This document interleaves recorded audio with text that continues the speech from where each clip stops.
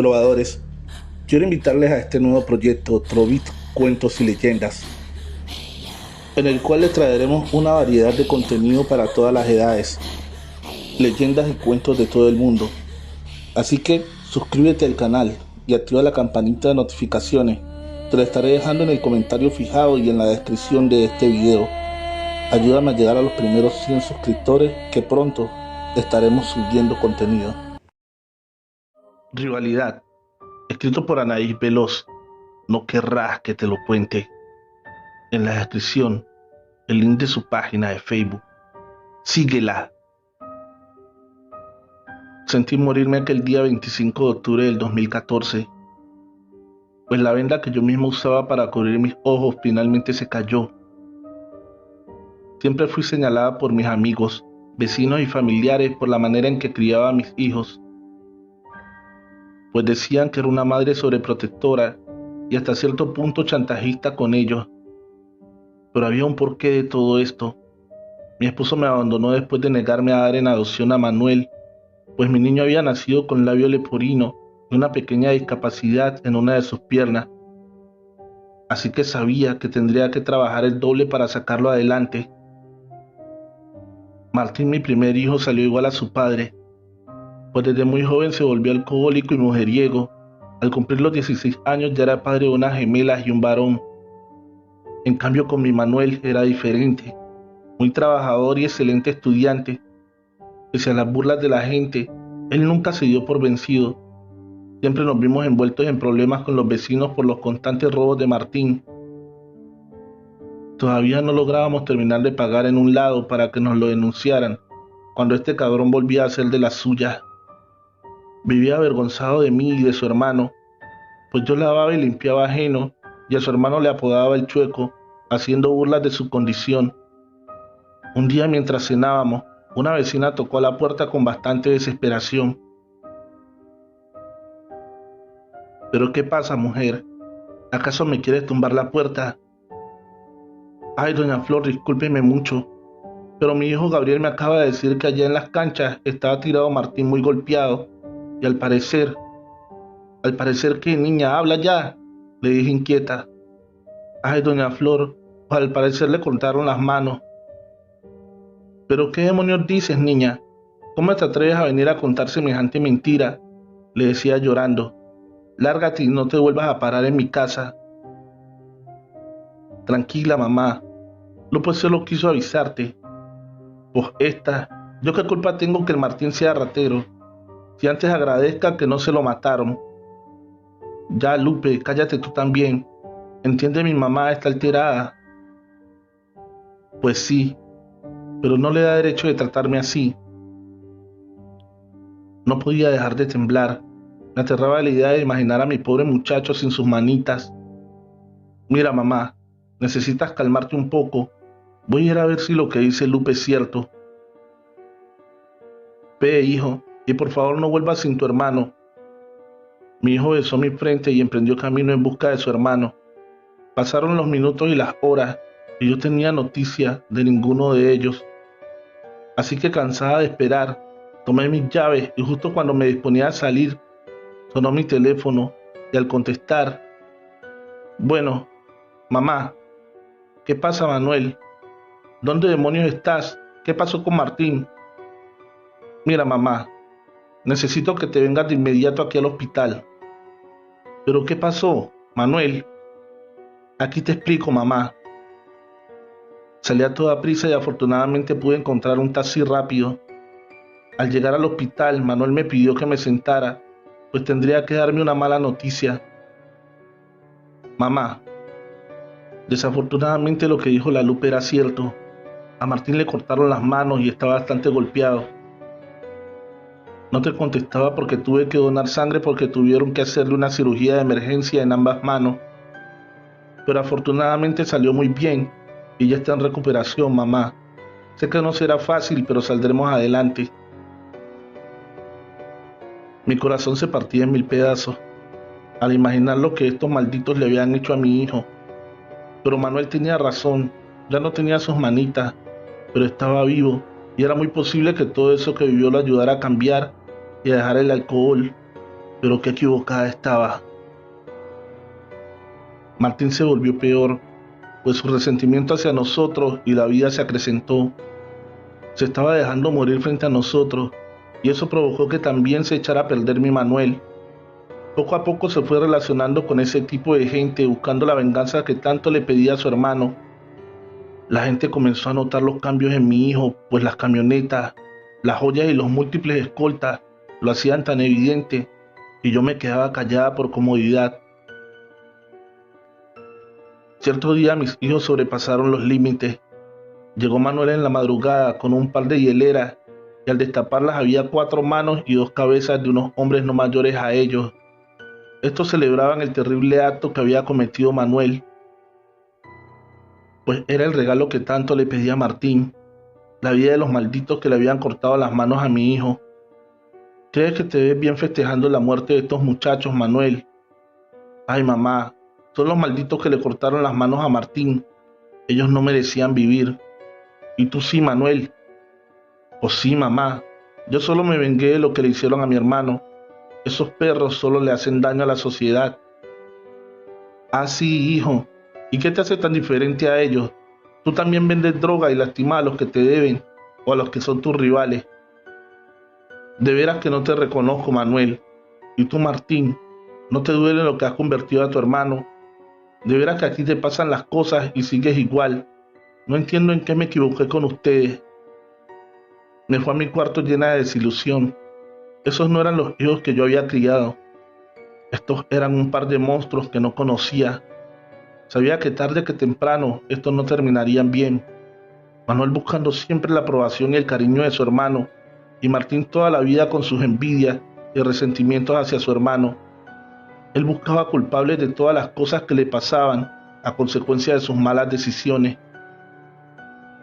Un día Manuel y su gente habían hecho el mejor trabajo de su vida, pues estos habían dado un gran golpe a un grupo contrario, obteniendo de aquel derramamiento de sangre algunos millones, casas, carros y drogas.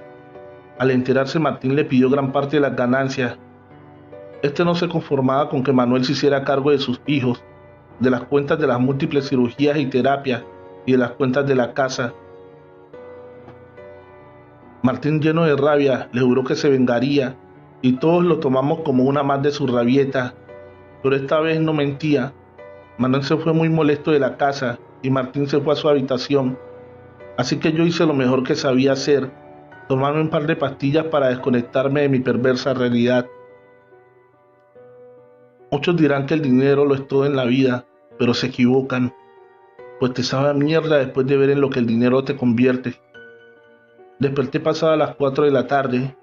A una adormilada prendí la televisión mientras me preparaba un té, pero rápido llamó mi atención un boletín informativo de la Policía Federal, donde presentaban a la organización criminal más peligrosa del estado de Jalisco. Quedé en shock al escuchar el nombre, pues se trataba de la célula criminal que dirigía Manuel, mi hijo. Le pedí a Dios que solo su gente fuera la que había sido capturada, pero mis plegarias fueron interrumpidas cuando, amarrado de pies y manos, fue presentado a mi hijo como el líder. Decían que la captura se había llevado a cabo gracias a una llamada anónima, donde los habían alertado que ahí se encontraba Manuel, el jefe de sicarios. En ese momento entendí todo. Martín había cumplido sus amenazas y entregó a su hermano por unos cuantos pesos. Entregó al que se había metido en todo ese mundo de mierda y oscuridad por él. Lamentablemente, mi hijo fue asesinado al llegar a prisión, pues con el paso del tiempo se había hecho de múltiples enemigos, y estos, al saber de su llegada, lo golpearon hasta matarlo. Sé que se escuchará mal, pues soy su madre, pero estaba preparada para la muerte de mi hijo debido a la vida tan acelerada que vivía. Para lo que no estaba preparada era para verlo morir por boca de su hermano. Martín no lo soportó y pagó para que lo asesinaran. Ahora me he quedado sola y la gran culpa es mía, pues siempre me dejé manipular por mis hijos y se me olvidó que la madre era yo. Hemos llegado al final de este episodio. Agradecería mucho que te suscribas al canal y actives la campanita de notificaciones. Deja tu pulgar arriba y un bonito comentario. Recuerda que en la descripción del video está el link de la página de nuestra querida escritora Anaís Veloz, Historias Macabras para no dormir y no querrás que te lo cuente. Trovadores, en la descripción de este video se encuentra el link de la página del autor del siguiente relato, Ale Morales Gómez. Síguelo. Elizabeth. Elizabeth llegó a vivir a aquel pueblo pequeño y tranquilo, de gente sencilla y trabajadora. Nadie sabía quién era ella, ni mucho menos su procedencia. Compró una de las casas más grandes del pueblo. Llegó con 2 empleados, al parecer una pareja de esposos. Ellos eran los encargados de todo, las compras, el aseo, las encomiendas. Elizabeth no salía de su casa para nada. Solo en las noches se le escuchaba hablar, reír y dar órdenes, ya que cada fin de semana celebraba reuniones con amigos. Amigos que no pertenecían al pueblo, venían de otros lugares, llegaban en autos costosos. A eso de las 10 de la noche, antes de las 3 de la madrugada ya se habían marchado. Nadie del pueblo llegó a asistir a una reunión de estas. Lo que sí se sabía es que en estas reuniones se consumían pocos alimentos, a pesar que se veía llegar muchas personas. En el supermercado se compraba pocos víveres, pero sí mucho alcohol, más que todo vino tinto. De lo que allí pasaba se especulaba mucho, que era un prostíbulo, que había trata de personas, que se vendían drogas. La realidad es que nadie sabía qué ocurría allí. La pareja de empleados no hablaban nada o eran mudos. Las compras siempre las llevaban escritas en un papel, así que nunca cruzaron una palabra con nadie. La vida seguía. Aunque aquellas reuniones habían acabado con la paz del pueblo, poco o nada se podía hacer, ya que estaba en su propiedad. Lo único era el ruido. Empezaron rumores que allí desaparecían personas. En el pueblo se hablaba del tema, pero hasta el momento ningún habitante se había reportado como desaparecido. En las noches hubo cambios extraños. En las noches de celebración se seguían escuchando gritos, pero a diferencia de otras noches que eran de festividad, se escuchaban gritos desgarradores de dolor y miedo. Las autoridades estaban preocupadas por esta situación, así que una mañana sin previo aviso llegaron a aquella casa. La pareja, muy diligente, abrieron la puerta, preguntaron por la señora, pero estos por señas le mostraron que dormía. La policía preguntó a qué horas podrían verla. Estos en el reloj señalaron a las 8 de la noche, así que la policía se fue y quedó de regresar en la noche. Así fue, a las 8 de la noche un par de agentes estaban parados en la puerta. Fue la misma Elizabeth quien abrió y los invitó a entrar.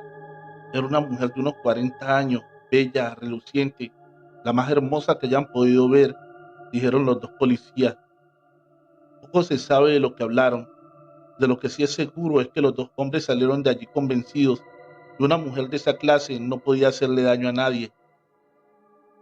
La rutina en el pueblo siguió tal y como estaba, hasta que los moradores se acostumbraron a las fiestas de cada fin de semana. Se hizo algo tan común que nadie le prestaba atención. Pasaron meses y años. En el pueblo pocos le prestaban atención a la casa de Elizabeth y lo que allí podía pasar. Elizabeth solo se veía afuera en las noches. Cada día se veía más joven. Se podría decir que cada vez más rejuvenecida. Según los moradores, ya llevaba 10 años allí y cada día se veía más joven. Muchos decían que por eso no salía en la noche, para conservar su juventud. Todo seguía igual. La rutina del pueblo no cambiaba y lo que pasaba en fines de semana hacía parte de la rutina. El cambio fue todo lo contrario. Las reuniones dejaron de ser numerosas. Más aún, dejaron algún fin de semana de hacer reuniones. Algo estaba pasando. También porque empezaron a desaparecer personas del pueblo, jóvenes y niños. Volvió el rumor que allí en esa casa estaban las personas desaparecidas. De nuevo la policía volvió a hablar con ella. Eran las 3 de la tarde cuando dos agentes pidieron verla. La respuesta de los empleados fue la misma. Los dos agentes exigieron hablar con ella. Como tenían una orden, entraron hasta las habitaciones. Lo que encontrarían allí los dejó sorprendidos y horrorizados. En la habitación principal no había una cama, había un ataúd. Sin saber qué hacer, la abrieron. Una gran cantidad de alimañas salió dentro del féretro, uno negro, muy lujoso. Los dos policías retrocedieron mientras las alimañas llenaban la habitación. Para mayor horror, dentro del ataúd y bajo todos aquellos animales estaba Elizabeth. Se veía radiante. Los policías quisieron despertarla, pero estaba muerta. Se veía como si durmiera, como si estuviera en completa paz, pero no tenía pulso ni respiración. Esto era algo que no esperaban. Así que un policía se quedó custodiando el cadáver, mientras el otro iba a avisar a su jefe y a traer un especialista que revisara el cadáver. Este trámite se demoró, así que llegó la noche a la casa de Elizabeth. De un momento a otro, esta simplemente despertó. No podía ser. El policía estaba confundido. Solo vio cuando ella se paró del ataúd y le sonrió con cordialidad. Cuando llegó el forense, el otro policía y el jefe, Elizabeth y el policía charlaban alegremente en la sala. Los agentes le preguntaron a qué se debía el ataúd. Ella les aseguró que estaba preparándose, porque dentro de 3 días se moriría. Les confesó que ese pueblo ya no tenía nada que ofrecerle. Con sus encantos despidió a los agentes de la ley, sin dejarles tiempo de sugerir registrar la casa. Efectivamente, 3 días después, Elizabeth murió. Ya tenía la mejor bóveda paga en el cementerio, el mausoleo más costoso. Los dos empleados la enterraron. En un papel escrito decía que no le hicieran ceremonia religiosa, ya que ella no era creyente. Fue enterrada así en silencio como llegó. Los dos empleados estuvieron un día más en la casa organizando, moviendo cosas aquí y allá. Al día siguiente no los vieron salir, solo desaparecieron. 2 días después la policía, sin saber qué hacer, entró a la casa. Los dos empleados estaban sentados en la sala muertos, con 2 incisiones en sus cuellos. Les habían chupado la sangre. Algo más extraño aún, eran mudos porque no tenían lengua. En alguna época de la vida se las habían cortado. Fueron enterrados al lado de Elizabeth, ella solo con este nombre y la pareja con un NN. Nadie sabía sus nombres. Aquella casa quedó abandonada, ya que nadie sabía de dónde había aparecido aquella mujer, pero los ruidos siguieron, no los de festividad en vida de Elizabeth, sino gritos y llantos lastimeros. No solo era uno, no en momentos de la noche, toda la santa noche. Era como vivir un infierno. Fue así que las autoridades debieron tomar cartas en el asunto e ir a revisar la casa. Todo se veía en completa normalidad, pero en un trasfondo, un piso cubierto en la habitación de Elizabeth, hicieron un hallazgo terrorífico y sangriento. Encontraron bajo ese piso más de 32 cadáveres, algo que no cabía en la mente de nadie. En verdad, en ese tiempo allí se cometían asesinatos en la propia cara de las autoridades. 4 años después, cuando fueron a sacar los restos mortales de Elizabeth y sus empleados, otra sorpresa los esperaba. En el féretro de ella no había nada, solo el ataúd vacío. En el de los dos empleados pululaban las alimañas, arañas, sapos y serpientes. Era un espectáculo aterrador e inexplicable. El sacerdote no permitió sacar los ataúdes. Allí permanecen hasta el día de hoy, aunque eso hace muchos años. Todavía se habla de esta historia en el pueblo. Algunos aseguran que ven llevar a Elizabeth a dormir en el día a su tumba. Hemos llegado al final de este episodio. Agradecería mucho que vayas a la descripción de este video y sigas la página de nuestro querido escritor Alex Morales Gómez, Terror y Misterio.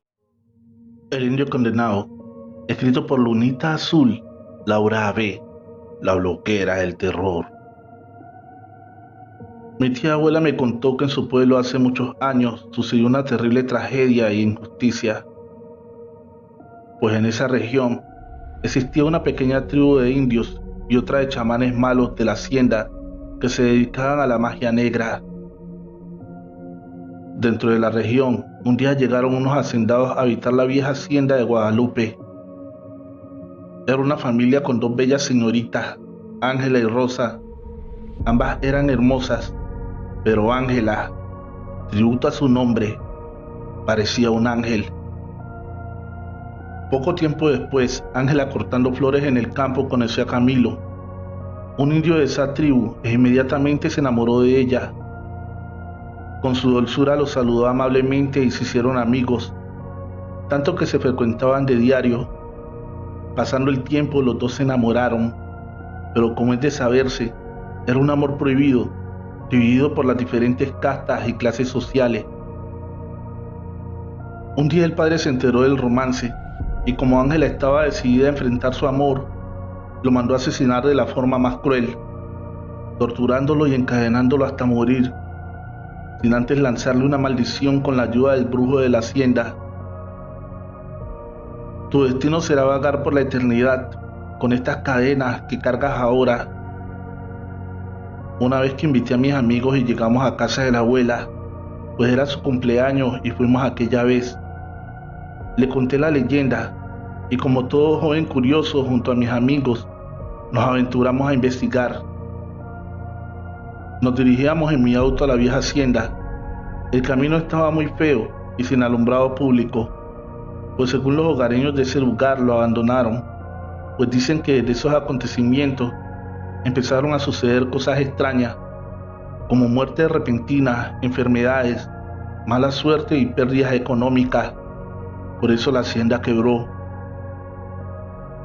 Bueno, nos dirigimos a la vieja hacienda llamada de Guadalupe. Pronto llegamos al lugar y con un mazo rompimos el candado del portón de la entrada. Nos adentramos con el auto y llegamos a la puerta principal de la entrada de la casa. Yo, como joven escéptico y burlándome de la situación, exclamé: ¿Ya ven? No creo que aparezca nadie, pero vamos a explorar. Nos adentramos a la casa. Se observaba toda sucia, llena de polvo, con un ambiente lúgubre, de odio y sobre todo de sentimientos de tristeza. Al bajar al sótano sentí claramente la vibra como si me hubieran transportado al pasado, con ese ambiente de odio, y en ese momento comprendí que tal vez ahí había sido donde pasó lo sucedido con aquel indio. Eran casi las 12 a.m. Les dije a mis amigos: ya vámonos, que estoy sintiendo mucho frío.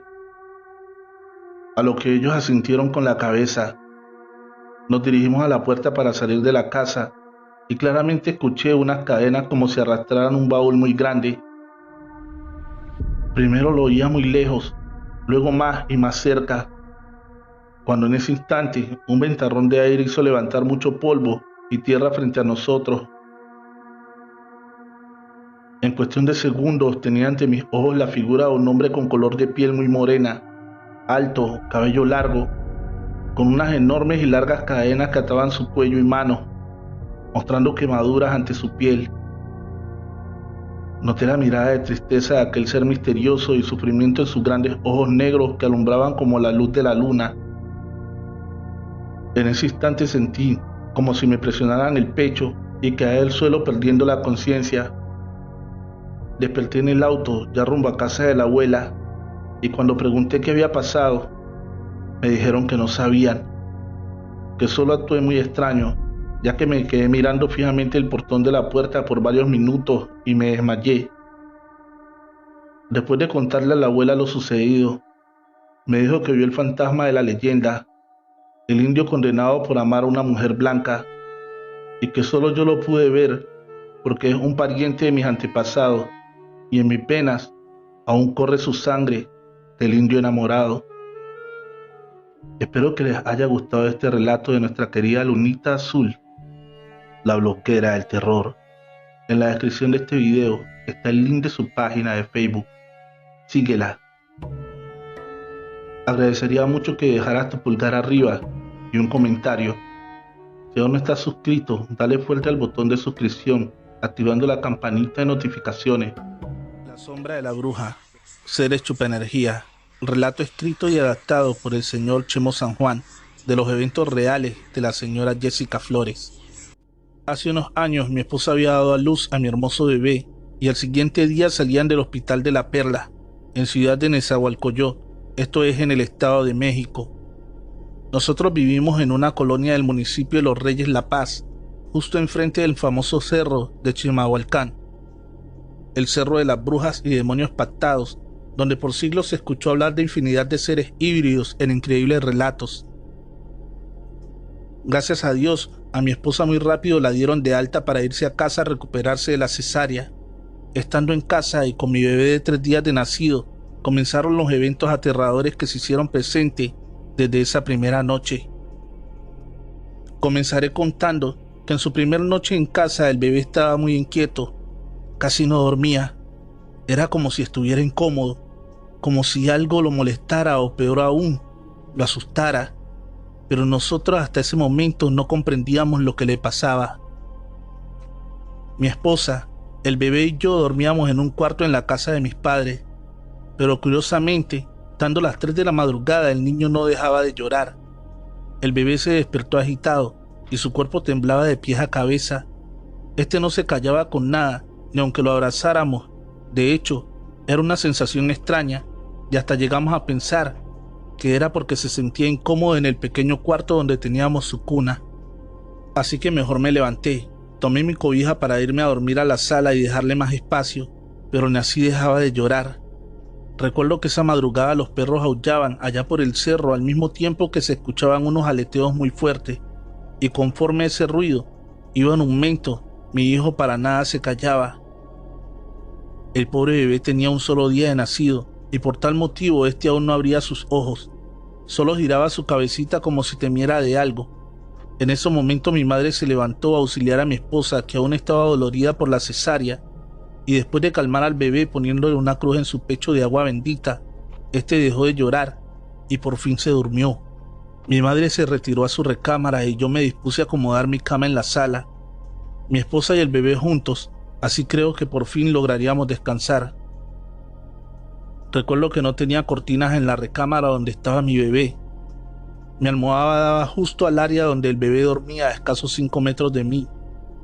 Me quedé dormido y en ese instante mi padre se paró al baño. A mí me empezó a andar también, pero mi padre tardaba mucho, así que tuve que salir a orinar al patio.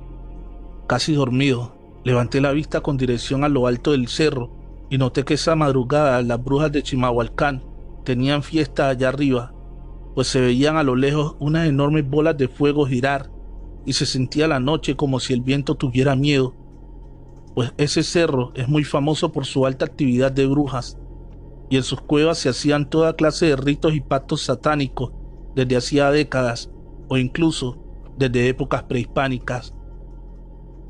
Regresé del baño y me dispuse a dormir. Hasta ese instante yo no creía mucho en brujas, y lejos estaba de imaginar que muy pronto tendríamos nuestro primer encuentro frente a frente. Solo pensaba que todo lo que se contaba y veía la gente del pueblo, y en especial los campesinos, era producto del mismo ser humano mediante la ansiedad, pero lejos estaba de la realidad. Pasaban los minutos y curiosamente mi padre no salía aún del baño cuando regresé. Me dormí y entre sueños sentí como 2 presencias pasaban junto a mí. Una casi me respiraba en la cara y la otra caminaba con dirección a la recámara de mi hijo. De pronto abrí los ojos y efectivamente eran 2 siluetas semihumanas. Allí, en lo más oscuro del cuarto, de hecho se veía una sombra negra con forma de mujer, pero sin masa corporal, y en eso, la que estaba junto a mí le gritó a la otra: «Apúrate y ve por el bebé. Llévatelo ahora, es nuestro». Eso que presencié no fue un sueño, más bien era una realidad. Era como 2 sombras nocturnas o algo así parecido que no tenían rostro, solo rasgos femeninos.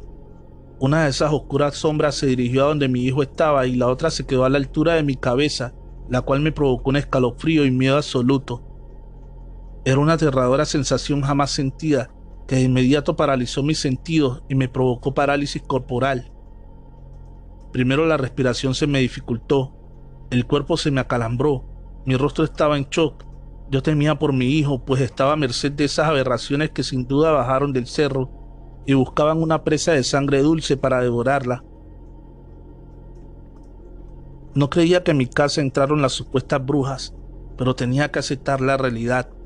En eso comencé a patalear y a hacer ruidos para que me ayudaran a moverme mis padres, pero era inútil. Cuando mi madre se levantó a ver a mi bebé que seguía inquieto, notó que algo me pasaba, pues parecía que alguien me agarraba y no podía respirar, hasta que prendió la luz y esa bruja en la sombra me soltó y poco a poco recuperé el aliento. Le conté lo que vi a detalle y me dijo que eso era realidad y no fue un sueño. Mi madre, muy asustada, comenzó a regar agua bendita y al mismo tiempo me dijo: ya ves, hijo, eso que te platicaba tu viejo abuelo es verdad. Esas bestias del diablo viven en el cerro de Chimalhuacán y ahora que huelen la sangre dulce del bebé, no descansarán hasta querer chuparlo. Al escuchar eso, me quedé muy inquieto, pues yo era uno de tantos que no creía en brujas. Hasta pensaba que estas eran humanas y no volaban, pero estaba muy equivocado. Ahora se me presentaban como sombras de bajo astral. De hecho, eran unas almas oscuras y sanguinarias. Mi padre ni con todo el alboroto se despertó, pues faltaba poco para amanecer. Mi madre se quedó con el bebé. Mi esposa y yo nos dormimos al pie de la cama. Solo así el bebé dejó de estar inquieto y de llorar. El ser humano ya conocía todas las metamorfosis híbridas de las sanguinarias brujas, desde guajolotes, aves, bolas de fuego, perros, serpientes, las conocidas que hacían el famoso ruido de esferas o carincas de cristal. Pero ahora estas desarrollaron una nueva forma de acechar en la oscuridad, allí en las sombras, jamás conocida por el ser humano, hasta que se hicieron presentes en mi colonia de los Reyes de la Paz, Estado de México. Ante esta manifestación inusual, y al ver cómo temblaba mi esposa de cobarde, no me bajaba y de miedoso menos. Ella me insistía a que lo que miré era producto de una pesadilla y que todo estaba en mi mente. Ya no dije nada y me quedé callado, y entre mí pensé que posiblemente fue un sueño y uno muy real. Media hora después, de reojo vi una silueta junto a mi bebé, pero era mi madre que estaba haciendo guardia para que las brujas no se acercaran. Yo me ofrecí a acompañarlas a que amaneciera y juntos cuidamos al bebé, pero unos ruidos y quejidos en la oscuridad nos erizaron la piel. Era un macabro sonido semihumano que salía de abajo de la cama, y en ese momento algo estaba ahorcando a mi esposa, que continuaba durmiendo. Esa cosa la estaba ahogando y lastimando considerablemente, al grado que ahora no podíamos ni prender la luz. Cuando mi madre le arrojó agua bendita, ella logró zafarse y nos contó que algo se arrastró de abajo de la cama y con unas garras fuertes le sujetó el cuello y comenzó a estrangularla. Pero gracias a la acción de mi madre, en el justo momento que arrojó agua bendita, esa sombra enorme de la maldita bruja la liberó para perderse entre las paredes. Era todo raro. Algo nos trataba de dormir porque sentíamos una pesadez enorme. El bebé no dejaba de llorar, al grado que no podíamos atenderlo, porque quedamos como con la famosa parálisis del sueño. En ese momento se volvió a oír una risa macabra espectral de una de las dos brujas en la sombra cerca del bebé, y la otra bruja sombra de nueva cuenta se coló a donde dormía mi esposa. Ahora la arrastraba por abajo de la cama. Cuando reaccionamos para ayudarla, esa horrible sombra se medio manifestaba casi por completo. Tenía unas fauces feroces y una figura aterradora. Su cuerpo era parecido a un animal, como a ave, o algo no visto en nuestra vida. Cuando la tratamos de liberar, una fuerte energía lo impedía y nos alejaba de ella. Mi padre, ante tal alboroto, se despertó, pues esas sombras negras y horripilantes comenzaron a tirar muebles, cuadros, platos y más. Papá salió al patio y empezó a lanzar maldiciones hacia el cerro, al mismo tiempo que aventaba agua bendita a todas partes. Esto provocó que algo saliera por las ventanas, rompiendo los cristales y quemándose como si el agua bendita le provocara ardor, o peor aún, dolor. Esas malditas brujas sombras se fueron hacia el cerro mencionado y lograron quemar parte de él. Desde esa noche y al día de hoy, durante meses no dormimos del todo. Yo perdí mi trabajo. Ahora mi hijo tiene 10 años y estamos preparados para cuando quieran regresar, pues una bruja jamás olvida, ya que marca sus presas y mucho menos perdona, pero ya sabemos cómo enfrentarla y miedo no le tenemos, porque Dios Padre nos dio la mejor arma para hacerle frente. Dios está con nosotros y ahora creo que esas aberraciones saben que aquí no podrán entrar jamás. Lo malo de todo es que nadie nos creyó en el pueblo, Y en estos años ya murieron muchos niños supuestamente de muerte de cuna. Pero algo me dice que las horripilantes brujas de las sombras en el pueblo de los Reyes de la Paz tuvieron que ver. Recuerda suscribirse al canal y activar la campanita de notificaciones. Ánimas, escrito y adaptado por Alex Morales Gómez. En la descripción, el link de su página de Facebook. Síguelo. Soy Juliana. Nunca he escrito nada de ninguna situación, y menos de este tema, pero hoy lo hago, porque mi amigo me convenció de contar mi historia. Hoy tengo 23 años, pero en aquel entonces había cumplido los 18 y había entrado en franca rebeldía con mi madre. Le decía que ya era mayor de edad y podía hacer lo que se me diera la gana. Mi familia ha sido muy tradicional y creyente, así que hay horas para las comidas, para estar en casa en la noche y por supuesto para la oración. Mi madre lloraba con mi actitud y mi rebeldía. Mi padre, un poco más calmado, decía que me dejara, que la vida tarde que temprano me enseñaría que lo que hacía estaba mal. Mi madre seguía sufriendo, en ocasiones se enojaba, en otras intentaba convencerme con palabras. Más aún, que yo había empezado a llegar tarde de la noche a casa, y aunque vivimos en la ciudad, mi casa queda a las afueras, así que había que caminar por entre unos árboles, un sendero muy hermoso en el día por la naturaleza, pero tenebroso en la noche por la oscuridad. Mi madre se preocupaba y decía que siempre rezaba a las ánimas benditas para que me protegieran. En casa era muy devotos de las ánimas, tanto mi madre como mi padre. En las noches después de la oración, siempre dedicaban un momento para las ánimas, ya fuera para pedirles algún favor o para agradecerle alguno recibido. La verdad, yo no creía mucho en eso de las ánimas.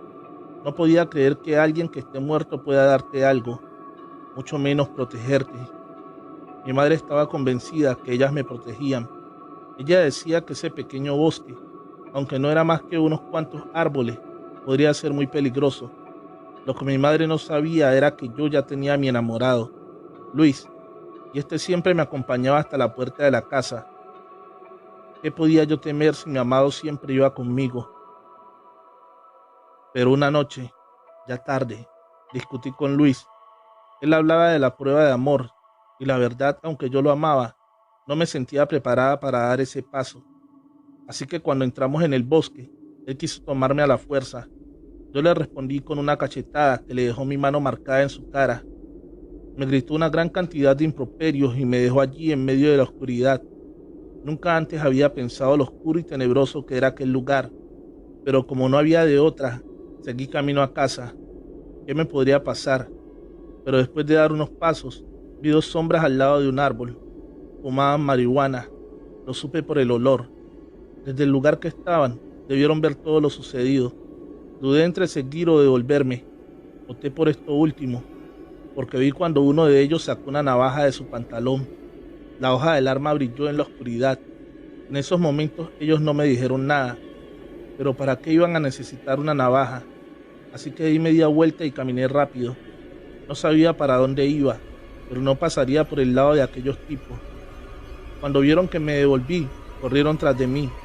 Me gritaban: ¿dónde vas, zorra? No quisiste con tu novio, pero nosotros sí te vamos a obligar. Yo corría a lo que más daba mis piernas, pero ellos estaban encima. Me iban a atrapar.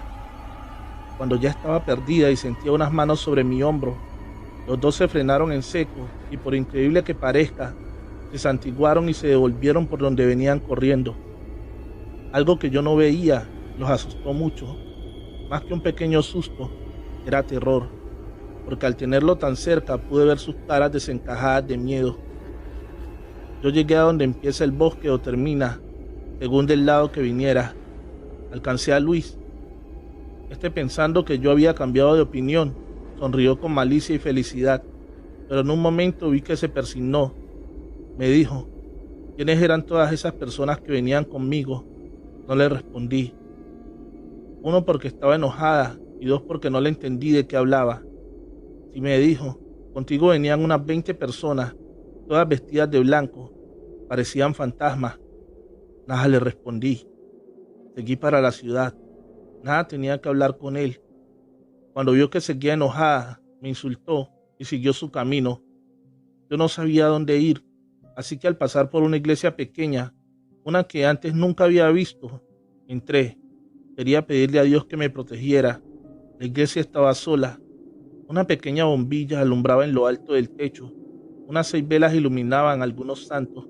Estando allí de rodillas, recordé que mi madre siempre me decía: pídele a las ánimas del purgatorio, estas siempre te protegerán. Así que recité esta oración: ánimas del purgatorio, quien las pudiera aliviar. Yo misma daba la respuesta: que Dios las saque de pena y las lleve a descansar.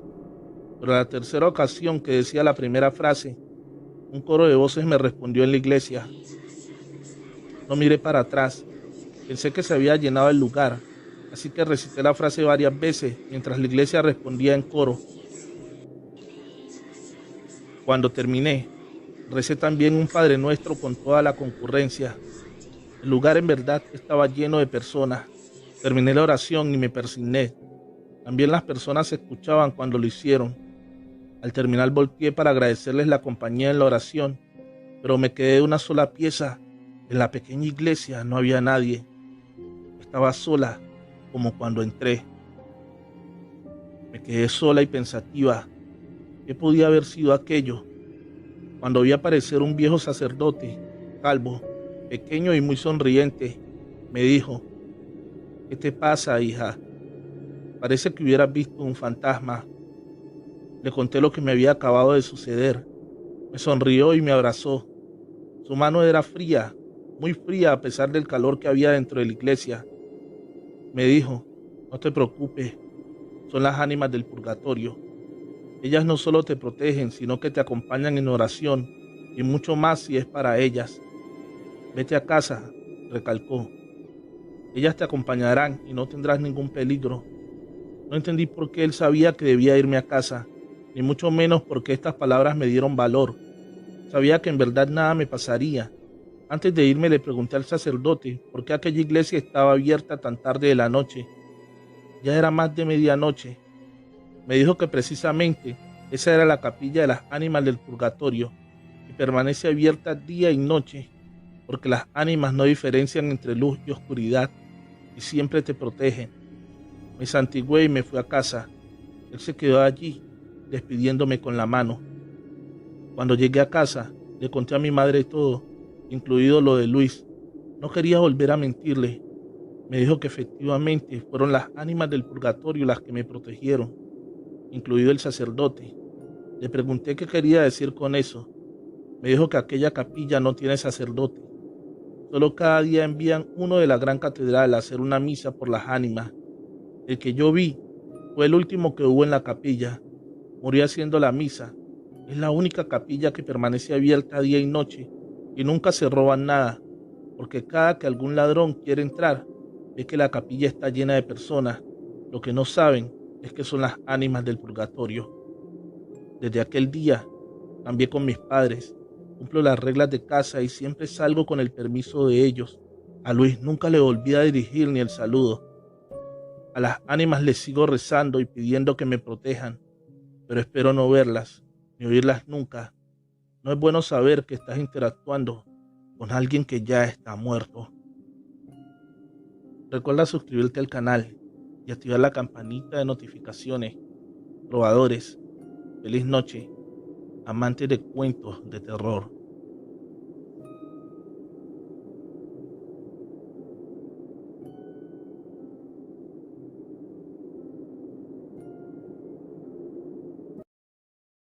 La casa.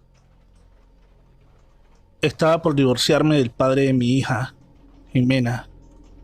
El proceso estaba siendo demasiado doloroso porque aún lo amaba, pero no podía perdonarle que me hubiera engañado con mi mejor amiga. Juro que de no haberlos visto pensaría que era mentira. Él trató de chantajearme al decir que si no paraba lo del divorcio, tendría que marcharme de la casa en lo que se resolvían los problemas legalmente. Le hablé a mi hermana para contarle lo sucedido. Estaba furiosa Dijo que no tenía de qué preocuparme, que Mateo, su esposo, recién había comprado una casa en el campo y que precisamente se mudarían esta semana. Traté de negarme, pues estaban recién casados y necesitaban su privacidad. Lo que menos necesitaban ahora era una cuarentona despechada y una niña hiperactiva. Pero insistía en que la casa era bastante amplia y que me haría bien alejarme un poco de la civilización. Así que ese mismo día alisté mis maletas y al día siguiente emprendimos el viaje. Ambos nos recibieron de maravilla, incluso se tomaron un par de molestias para que nos sintiéramos como en casa. Estábamos preparando la cena cuando escuchamos a Jimena gritar. Mateo subió a toda prisa para ver cómo estaba y la encontró en un rincón de la habitación llorando. La tomó en sus brazos y la llevó a la cocina. ¿Pero qué fue lo que pasó, cariño?, le pregunté preocupada. Ese hombre, mami, me apretó mi bracito y dijo que nos fuéramos de su casa. Pero aquí solo estamos tu mami, tu tío Mateo y yo, dijo Elena, queriéndola consolar.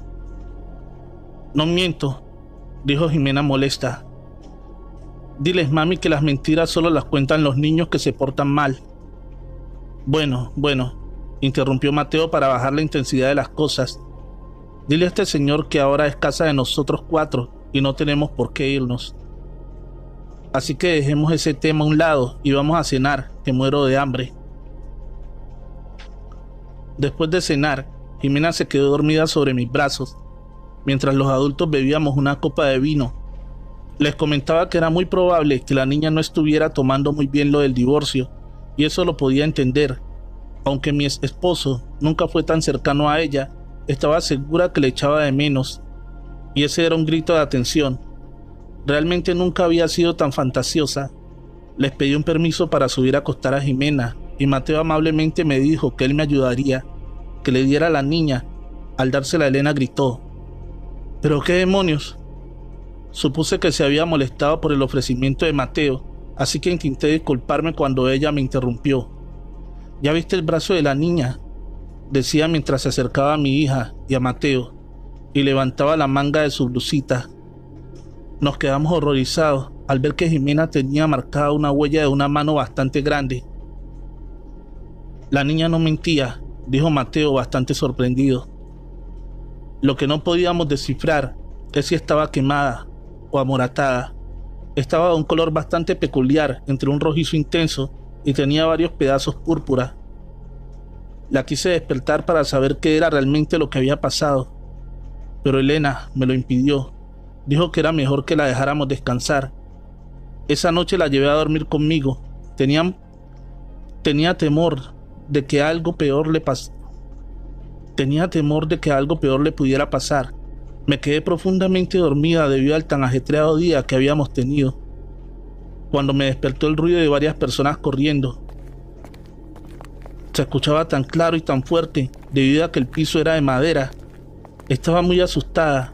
Creí que se había metido alguien, así que tomé a Jimena y la puse debajo de la cama. Cuando tocaron estrepitosamente en simultáneo varias de las puertas, tomé a toda prisa la lámpara del buró. Estaba dispuesta a golpear a cualquiera que se atreviera a querer entrar. ¿Están bien?, escuché decir a mi hermana al otro lado de la puerta.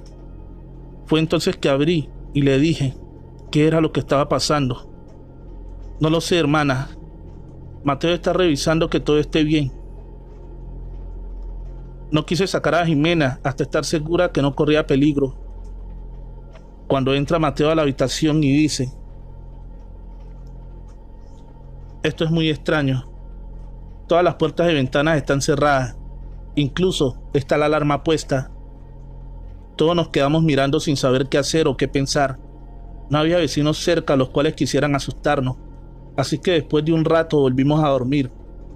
A la mañana siguiente, durante el desayuno, seguíamos sin explicarnos qué había pasado realmente, cuando Jimena nos interrumpe diciendo: mamá, yo sé lo que pasó anoche.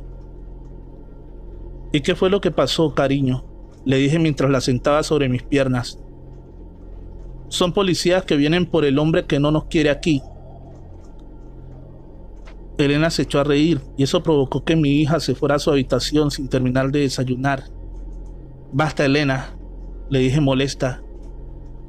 Lo siento, hermana, pero es que tu hija tiene mucha imaginación y eso es culpa de tu esposo que se pone a ver esas series de narcos y no sé qué. Tantas cosas más, eso debió afectar a la niña. Bueno, ya es suficiente, le dijo Mateo. Es solo una niña y no lo está pasando nada bien. Molesta, Elena se levantó y comenzó a juntar los platos cuando de repente salió volando en dirección a ella el florero que minutos antes habíamos quitado y puesto en la barra para desayunar. Mateo metió la mano para evitar que el florero golpeara el rostro de Elena y esto le ocasionó una herida bastante grande. Comenzó a sangrar bastante, así que empezamos a lavar su herida para revisar si no había quedado algún vidrio enterrado. Cuando baja Jimena y dice: «Mami, ¿qué pasa?» «Tu tío Mateo ha tenido un accidente, pero ya estamos curándolo».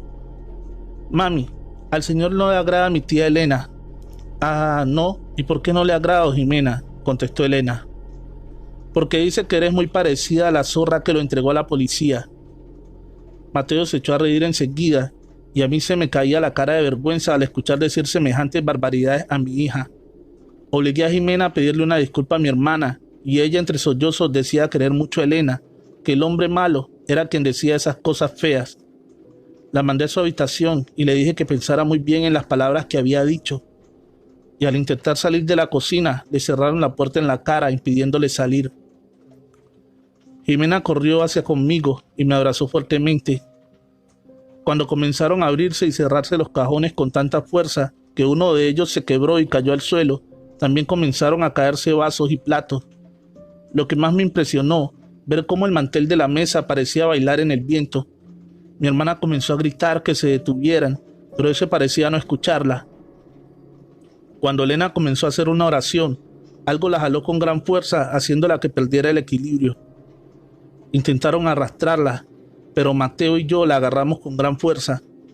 Queríamos salir de ahí, pero algo o alguien nos impedía acercarnos a la puerta, así que en un intento desesperado, tomé una de las sillas de la cocina y comencé a romper la ventana. Gracias a Dios, no tenían protección, si no, hubiera sido imposible salir de ahí. Cuando por fin logré quebrarla, las llaves del gas se abrieron solas y al intentar cerrarlas, nos dimos cuenta que parecían estar pegadas. Así que le pedí a Mateo que me ayudara a brincar a Elena, ya que ella se estaba quejando demasiado de un pie y le era casi imposible sostenerse por ella misma. Después de sacarla enseguida, le pasé a Jimena y le dije a Mateo: «Ahora es tu turno», pero él se negó. Dijo que lo correcto era que las mujeres nos pusiéramos a salvo primero. Cuando estábamos las tres afuera, esperábamos que Mateo saliera y al querernos asomar, una ola de calor nos golpeó tan fuerte que nos hizo que nos cayéramos. La casa se estaba incendiando y Mateo seguía adentro.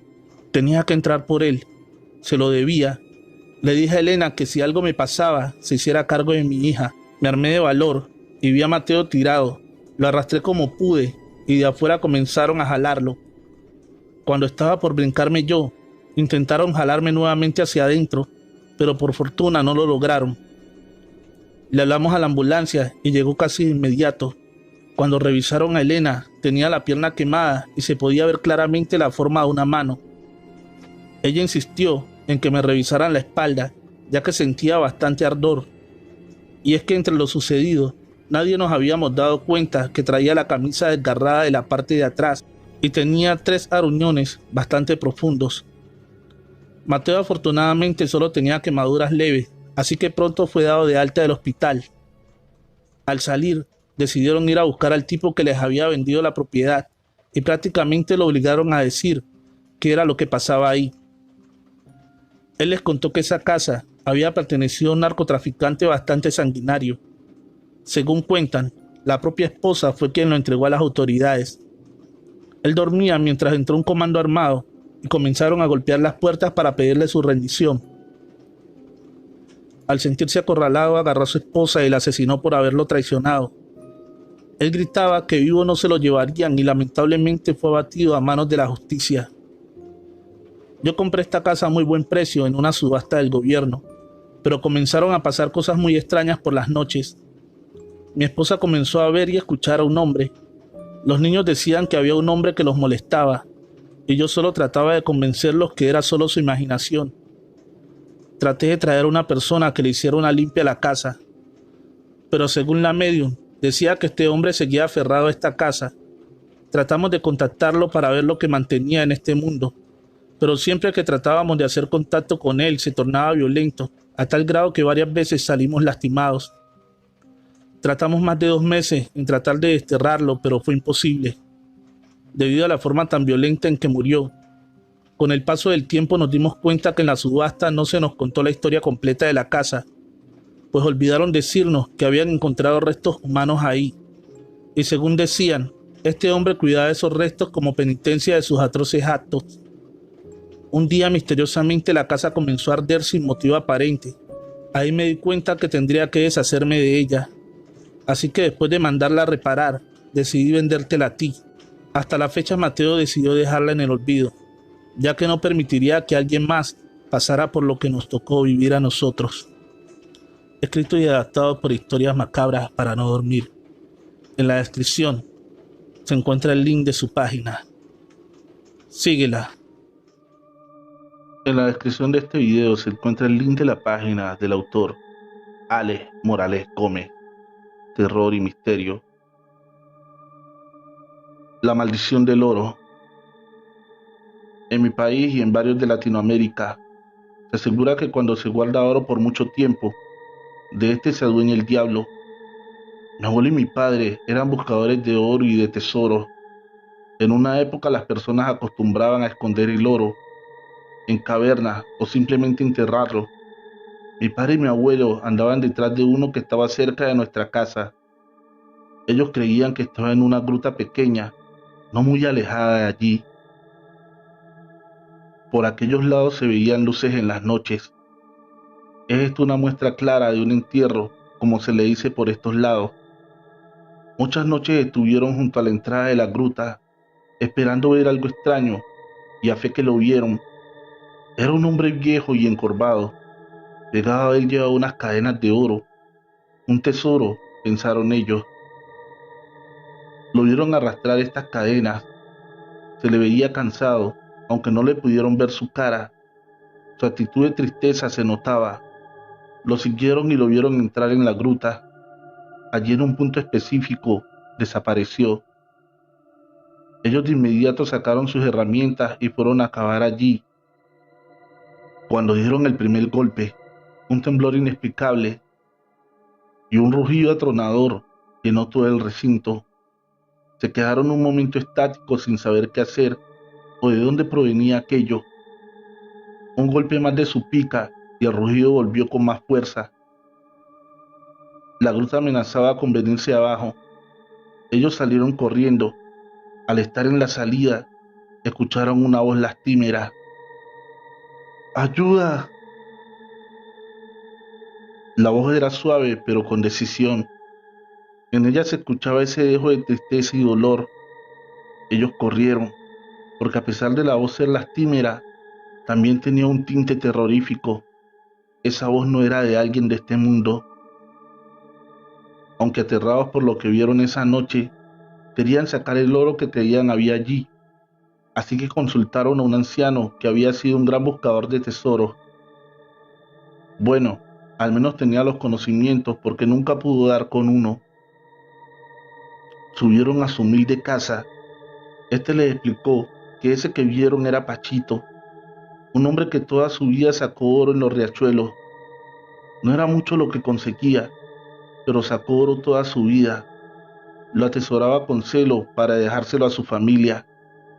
Como desconfía de que sus hijos lo gastarían, lo dejó en aquella gruta escondido, pero por su avaricia de guardar y guardar, le llegó la muerte y no alcanzó a decirle a sus hijos lo del oro.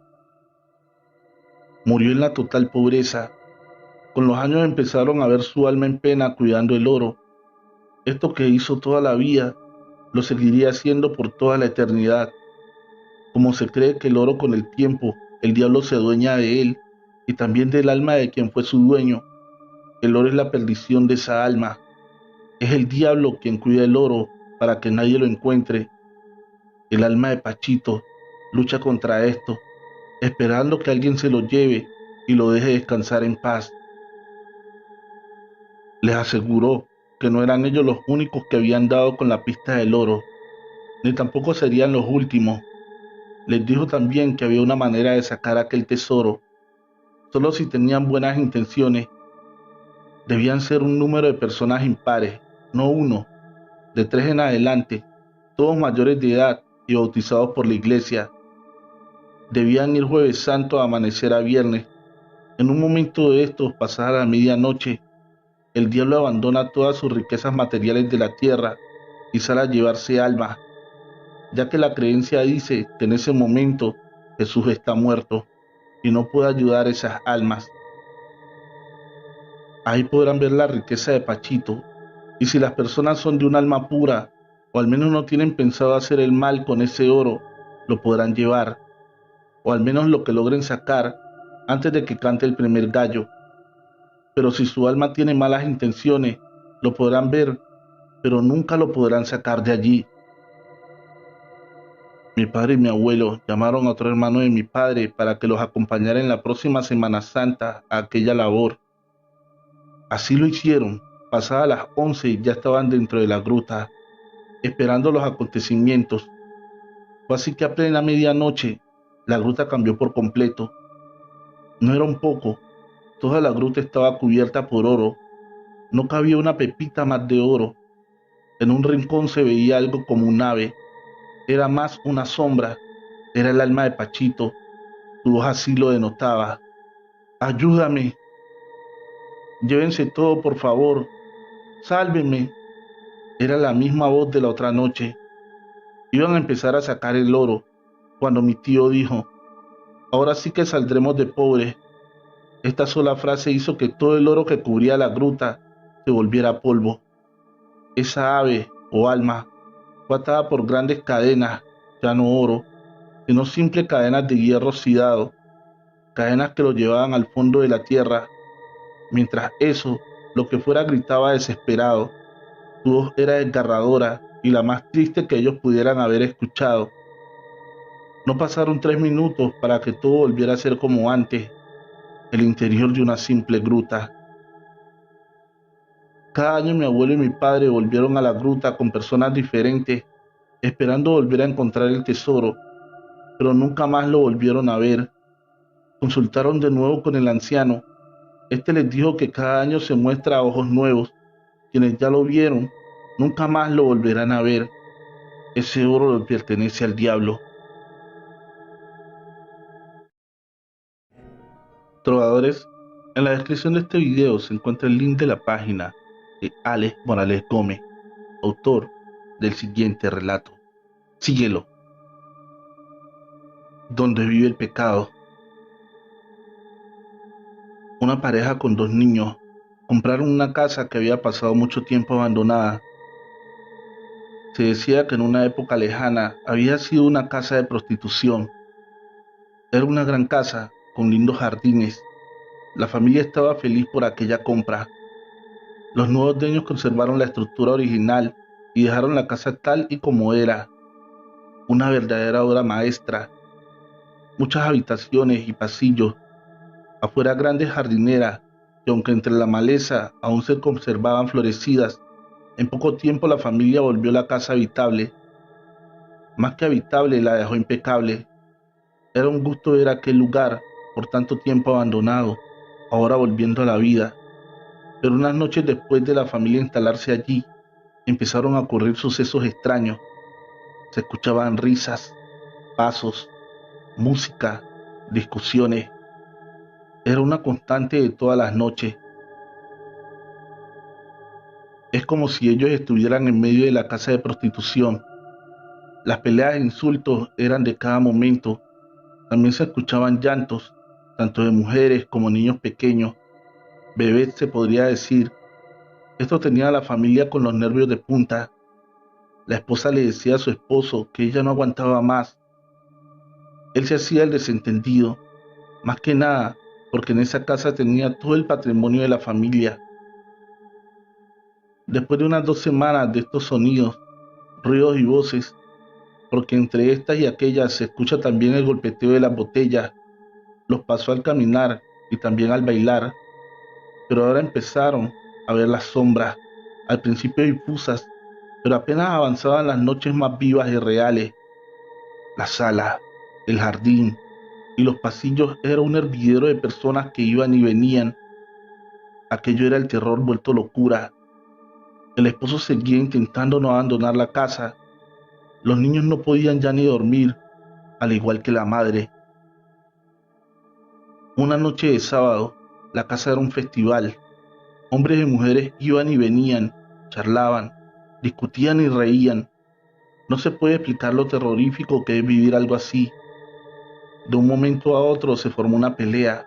Una botella de vino cae a los pies de la familia. Se hacen añicos. Cuando el esposo mira los vidrios rotos, toma uno en su mano. Para mayor asombro y pavor, son reales. Lo puede ver, tocar y sentir.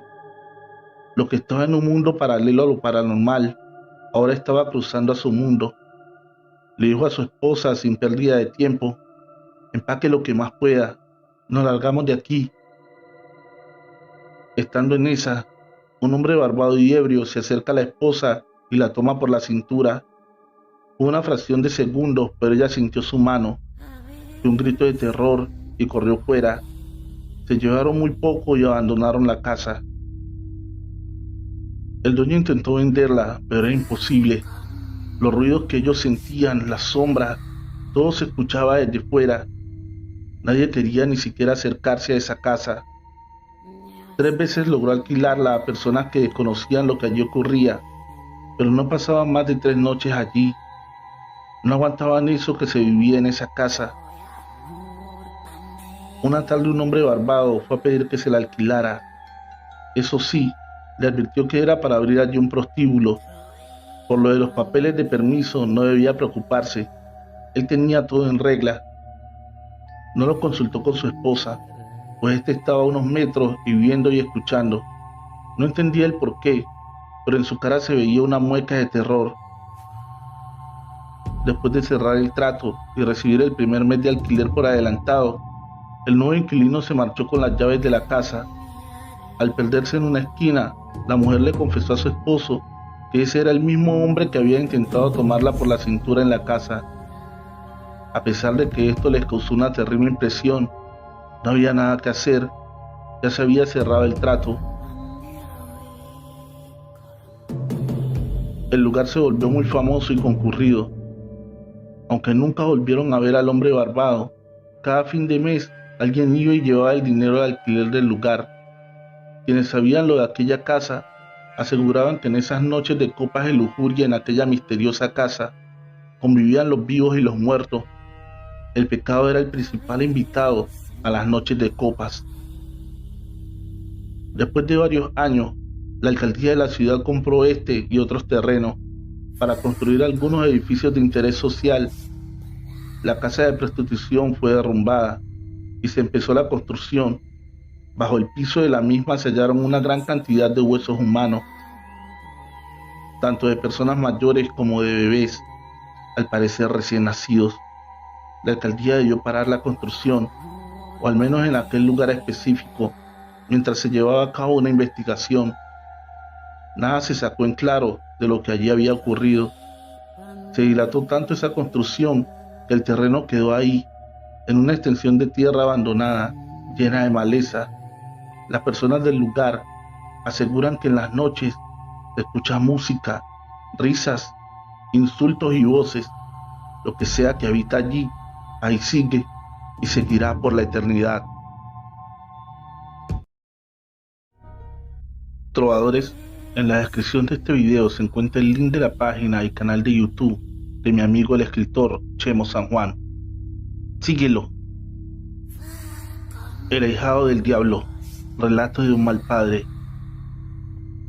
Hace años había una familia tan pobre, pero tan pobre, tanto que no tenían ni para comer.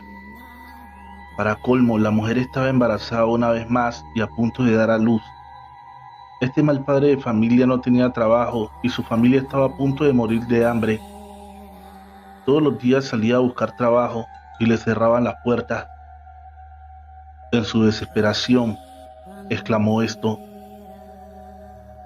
como nadie me ayuda, yo sería capaz de venderle mi alma al diablo. o hasta ofrecerle la de mi hijo que está por nacer. Honestamente, este campesino estaba agobiado y a punto de hacer una tontería. Para su mala o buena suerte, esa tarde el diablo andaba de paseo y escuchó con atención su petición y posible pacto. Cuando le apretó más el hambre y al ver que sus otros hijos no crecían por falta de vitaminas, se fue al monte y al estar solo una vez más volvió a exclamar: ya nos estamos muriendo de hambre y nadie me da la mano. Si fuera posible, vendería un hijo para salvar a los otros. En ese instante, de atrás de un gran árbol salió un señor extraño. Este era alto, blanco, muy guapo y se veía de mucho dinero, el cual le comentó: mire amigo, escuché su necesidad de conseguir dinero y como estoy de acuerdo, quiero que me vendas a tu hijo. Si aceptas te daré su peso en oro y así salvarás de una posible muerte a los demás. Es más, yo quiero ser su padrino. Como verás, yo no tengo hijos, solo que cuando éste cumpla el místico número 666 en semanas y cuando llegue esa fecha, me lo entregarás. ¿Estás de acuerdo? Cuenta la historia que ese número de semanas se contabilizaba en una edad de más de 12 años. Incrédulo el padre y en total desesperación, aceptó sin consultar a su mujer, pues el hijo que pedía el diablo era el único que no estaba bautizado, el que estaba a punto de nacer. Al amanecer en la puerta de la miserable casa aparecieron 3 kilos de monedas de oro, todas de una excelente calidad y quilatajes. Allí el mal padre comprendió que ese ser que se apareció era ni más ni menos que Satanás, el engaño humano, y el pacto ya estaba en proceso. El hombre después de 12 años le contó el pacto a su mujer y le convenció de que el niño estaría bien y en buenas manos, y como ya habían recibido suficiente para educar a los hijos, vivir entre comodidades y comprarse una casa, se llegaba la hora de que el ahijado creciera con su padrino el diablo. La madre, como no queriendo, aceptó y con miedo le contó al niño de este pacto. Ni modo, hijo, ya te vendimos con tu padrino el diablo y tu madrina, quien es yegua, un caballo hembra de color negra que siempre camina junto a él, quien también fue vendido al diablo a cambio de oro, y este se casó con ella. Espero nos comprendas, gracias a ti nos salvamos de morir de hambre, ahora él por ti vendrá, ya se llegó la fecha de pagar el pacto. Así de cruda, la madre le expresó esto al niño. El muchacho se puso triste y se echó a llorar. No podía creer cómo es que lo habían entregado al devorador de almas y hombre al gran demonio. Esa noche, como siempre, se puso a rezar y exclamó: tú eres mi único Padre, gran Dios Todopoderoso, y solo te pertenezco a ti. Te ruego por favor no permitas que ese ser maligno me lleve y maldiga mi alma. Cuentan que esa noche, al ver la tristeza del Hijo de Dios, del cielo bajó un ángel a consolarlo y a decirle: este mensaje es de Dios Padre. Tú no tienes la culpa de sacrificarte por tu familia, como Cristo lo hizo por la humanidad, pero lamentablemente tus propios padres te vendieron. El niño triste decía: ¿cómo va a ser esto posible? No creí que los que me amaban me vendieron. El ángel contestó: sí, hijo, ahora tu padrino es el diablo y tu madrina es ese caballo hembra color negro que monta y también fue vendida por un humano en total desesperación, y en breve vendrán por su ahijado. Pero no estás solo. Tu Padre Dios Todopoderoso te manda un regalo. Esta es una soga de 12 nudos que está bendecida celestialmente, y con esta soga le darás 9 latigazos a quien venga a reclamar tu alma o el pago pactado. A la semana tocaron la puerta y era una yegua negra que con voz humana replicó: buenas noches, compadre. Vengo por mi ahijado. Me manda su compadre el diablo. Él ya cumplió y ahora exigimos el pago. El niño no se despidió de sus padres. y triste se encaminó a su muerte prematura y a la perdición de su alma. Dicen que en el bosque la tierra se abrió para que entrara el mal, y en ese momento el niño sacó la soga y le dio de latigazos a su madrina la yegua, quien salió muerta de dolor y miedo y huyó entre la oscuridad. El niño, a pesar de ser muy joven, era valiente de corazón, pero allí no acabó todo. Cuando el niño pretendía huir, se le apareció el diablo y extrañado este le dijo: creo que te llevaré yo a tu nueva casa al infierno, ahijado. ¿Por qué no viene mi madrina, padrino? Este extrañado contestó: no puede, ella de repente enfermó y no se puede incorporar. Más tarde veré qué le pasó, ¿ok? El diablo le dijo a su ahijado: por cierto, vamos a un lugar lejano y no podrás ir a pie. Y en ese momento el diablo se convirtió en un toro negro pura sangre para que el niño lo montara. Pero antes de montarse, el niño volvió a sacar la soga bendita y le dio otros 9 latigazos a su padrino, el mismo diablo. Y este, muerto de dolor ante tal objeto celestial, no pudo con eso y retornó por donde la tierra se había abierto.